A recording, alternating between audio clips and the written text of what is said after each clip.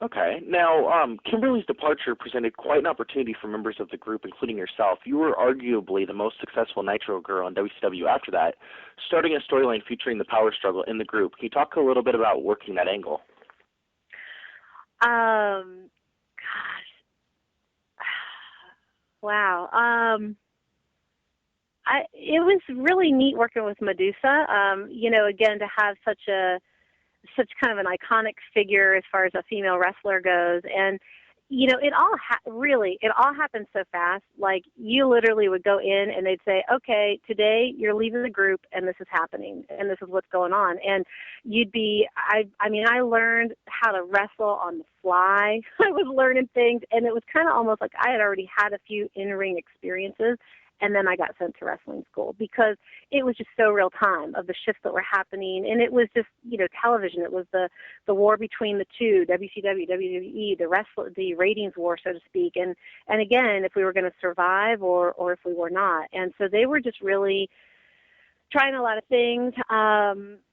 When I look back, I'm always very critical of my own performances, and I'm like, man, if I would have really, known a little bit more or had a little bit more time in wrestling school, I think I really could have done a lot of cool things, but it all happens the way it's supposed to. And it was just a fun experience to take it from dancing to go outside of the ring, to get inside of the ring, to be the valet. I think one of my favorite pictures, there's a picture out there online, I might even have it in one of my Facebook WCW things, but it was a picture with me and Tori Wilson, and my hair, I had the short red hair, and I was throwing, I can't even remember his name, he was one of our writers, Ed, wasn't it Ed Shorter? Yeah, Ed Ferreira. Thank you, Ed Ferreira. There we go. And I was throwing him back in the ring. It was just this awesome little picture and just this moment of intensity, and it was just one of those good gets, and to me that kind of really captures what that experience was like. It was fun. It was great to be able to get a little aggressive and to, just share different sides of my personality and on-camera personality. So it was good. It was a great experience. Now, in speaking with you, you seem like a very nice person. It seems like you are anything but a heel in life. How did you feel about playing a heel in the storyline? You ask any babyface, and they will tell you that they love getting to be a heel. It's so much fun getting to play the bad guy. It really is, because especially when you really are good, so it's just fun to get to be other than yourself for, a few minutes here and there. And I think it's a lot easier to be the bad guy. I mean, because it's so easy to get the crowd behind you, because you love to love the good guy, but you even love to hate the bad guy more. So yeah, I mean, I'm a pretty, I'd like to say I'm a pretty good person, and my whole path and journey is about inspiring people to their personal best. So I would hope I'm being that, but it was fun to get to be the bad guy, and every now and then I've got a 3.5, actually almost 4-year-old little boy, and we wrestle and we play superheroes, and I get to be he'll be like, Mommy, you're the bad guy. So I still get to put on my, my heel face every now and then. Nice. Now, whose idea was that storyline, and were you against it, or were you all for it originally?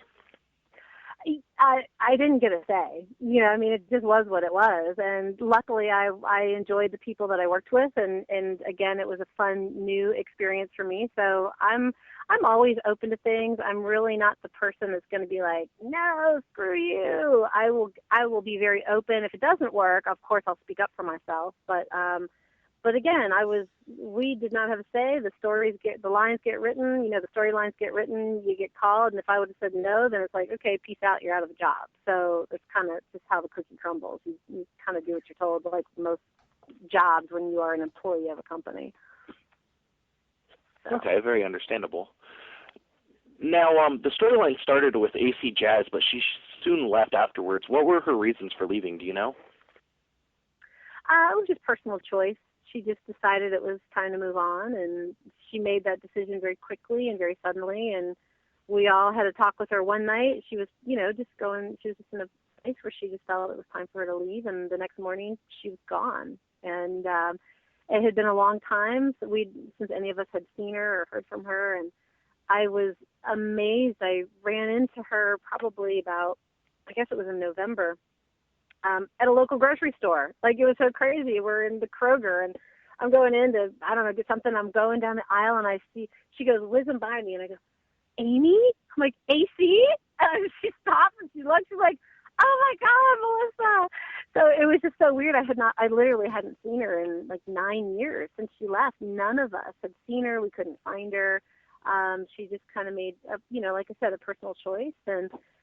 And her mother had some health issues and things, and she wanted to just be with her family, and she did what was right for her. And now she's happily married and has a little one. And when I talked to her, they were thinking that there was going to be another one on the way soon. So she's a happy mommy. She still looks beautiful as ever and is doing great, and has left the land of wrestling. Okay. Now, my next question for you is, the feud continued by Tigress taking the part as the main rival. On November 22nd, 1999, you wrestled Tigress, and afterwards she and Sky, who fans know as Stacy Keibler, painted your face. What are some of your memories of that? Oh, God. That was so silly. Just ridiculous. Oh, God. I don't know. I remember so many things by the pictures and the playbacks, I guess, because it was, again, one of those, like, we got to go in and practice at wrestling school and learn some moves, and you get out there and they kind of threw the Stacy thing in last minute, and I don't know. I guess honestly, if I'm going to be really honest with you guys, and I will be, because I'm sure everybody knows, things are scripted out, but my biggest memory is trying to really be knocked out, trying to really not. And if you look back at the playback, and this is what sticks out in my brain and it kills me, you can see where I smiled the slightest bit because, like, Stacy was just tee-hee into my face, and so was Vanessa, and I was like, I'm going to kick your ass, you guys. So, yeah, knowing that you're on national television with the camera straight up in your face, and you're being, they're putting just, and you're just going, please, God, don't let me blow the spot. Please don't let me blow the spot. So that's me being 100% truthful. I'm sorry if I'm giving any of the behind-the-scenes things away, but that's what sticks out in my brain. No problem at all. Now, my co-host Andrew Karluk has some questions for you. So, Andrew, go ahead, man. Yeah, you were talking earlier, Melissa, about this time when you were working with Medusa. But before that, you were briefly managing Evan Courageous. Yes. And you actually turned on him, helping Medusa to defeat him at Starrcade of that year. Now, were you actually in favor of being so involved in these storylines once that happened, or did you kind of prefer doing the Nitro Girl thing? I guess I've been, obviously, as you know from the earlier part of the interview, I've been dancing my whole life, and it's still just a huge part of who I am. So more than anything, I absolutely love dancing. I had also been doing the pay-per-view co-hosting with Chad Damiani, Deli Boy at that time, and Chad and I were supposed to be taking over the Saturday morning show. Every morning there was a Saturday morning wrestling show, and the name of it is escaping me right now. But we were supposed to take the hosting of that over. They wanted to go in a very young, hip, fun, funky kind of direction with it. And so I really wanted, and what I had been working on for so long and what I had been, I loosely promised was more of a hosting position, because that's what I really love. And it's not that I was against the wrestling, because it was fun. I really enjoyed getting to learn about it and getting to experience that side of the gig, for sure. But I think if I had to choose, going, okay, you can dance, you can be on the storylines, you can host. If it's a matter of stepping up, I knew the shifts that were happening with the Nitro Girls, so I really wanted to do hosting. But again, I'm happy with all of it. I wasn't unhappy with any of it. If that gives you the answer you're looking for, it was all good. I wasn't against it. It was a fun experience, and it gave me more stories to tell, more things to talk about in the interviews, right? Exactly. The show you're thinking of, I believe, is WCW Pro. Now, also at this time, the kind of what I was considered to be sort of your trademark, the huge smile was, not so much on your face because you were playing the heel. Was that something that you kind of learned when you were a child dancing, or was that just something you kind of did started doing with the Nitro Girls? No, this is who I am, Okay. Andrew. I mean, I've danced my whole life. I just, I guess I'm a very expressive dancer. I'm an expressive person. I'm Italian. I'm always talking with my hands. I'm just expressive. I've just always, it's just who I am. Yeah. Yeah, you know, something that me as a an 18-year-old kid watching that was one of the things that I was able to notice there. Now, in 2000, you actually left WCW. What were the circumstances there? Well, the circumstances were, that again, I was supposed to Chad and I were supposed to host. And so I had been kind of given that next, okay, here's your opportunity. We're going to give you your own hosting show. Terrific. Yay. This is what I've been wanting. This is so exciting. It was really, really awesome time. And, so I said, we're just taking you off air. We're getting everything ready. You guys are going to start the show. It was supposed to be like a 4 to 6 week span. They're like, just enjoy this. I'm like, great, okay. And so they didn't want to continue with me in the wrestling storylines because they wanted to really move me into the hosting, which is, again, where I had wanted to be.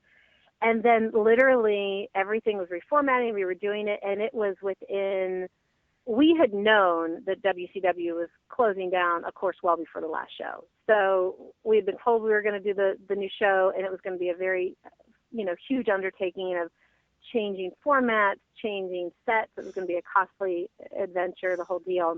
And when they knew that the company was going to be sold, the show, they just said, show's staying as is. We're so sorry. We don't have this job to give you. And so I just really didn't have a job anymore because all of a sudden I've been kind of written out of my storyline. And the Nitro girls were pretty much off camera at that point. And there was a new director. She was a pretty traditional dance team captain. And she had her new group, and she had a very specific thing. She was very clear about not wanting any of the old girls. She single-handedly kind of pushed us all out of the dancing, and so I couldn't really go back. It was kind of like, well, this show got canceled, and we don't have anywhere to put it. I was like, oh, that stinks. Okay, it was great, wonderful.